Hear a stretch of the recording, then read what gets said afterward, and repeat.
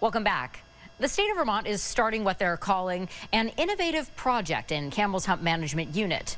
And here to tell us about it is Jason Nierenberg, a stewardship forester with the Department of Forest, Parks and Recreation. Thank you for being here. Thanks for having me. Good to be here. So what is this project that the state is embarking on?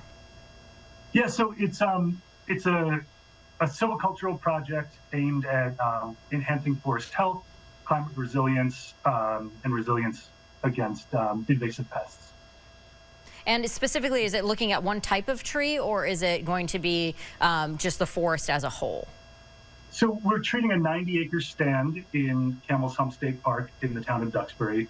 This stand is pretty homogeneous in its species composition, its age and size structure. So what we're trying to do is diversify those things. A diverse forest is more resilient to, weather impacts, natural disturbance impacts like weather, the type of wind events we've been seeing, or invasive pests, and these things are going to become more and more common as time goes on. Those weather events are going to get more intense, more frequent. We'll be seeing more droughts, invasive pests that we don't even know exist yet. And when you say treatments, most people might not know what that looks like in a management of a forest. What sorts of things are you talking about? Yeah, so mostly we're removing trees. We've chosen areas within the forest that are, characterized by an overstory of declining beech, diseased beech, areas where there are no seedlings and saplings in the understory to replace those overstory trees. So we're removing those trees. Within those areas, we're leaving biological legacies like standing dead trees. Also, we're varying the levels of retention of live trees. So in a lot of those areas, we're leaving live trees standing as a seed source for the wildlife value. We're also felling trees and leaving them on the forest floor for coarse woody material. That's really important for wildlife, for nutrient cycling, and for carbon cycling. And you mentioned of the 90 acres that you have, it sounds like about 18 of those acres will have those treatment patches.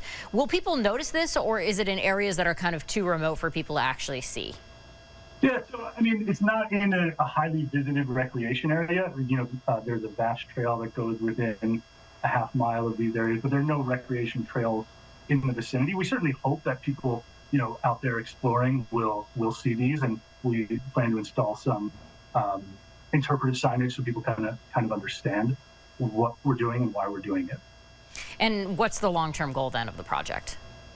Yeah, so just diversifying the forest, making it more climate resilient. I think the thing that I haven't mentioned is the research aspect of this. We're collaborating with the UVM Rubenstein School of the Environment and the Northern Institute of Applied Climate Science. And so it's part of a series of forest adaptation experiments across the Northeast focused on how we can use silviculture to better prepare forests for climate change. And we'll be, within this area, we'll basically, like I said, we're creating openings. In those openings, they're of different sizes.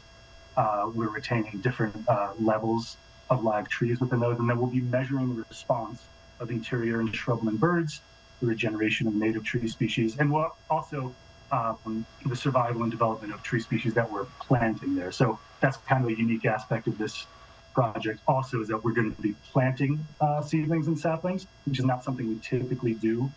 We usually rely on the native regeneration of the trees that are already there to seed in, but we're going to be planting trees that are kind of more adapted to anticipated future climate scenarios, and then tracking their growth and development response.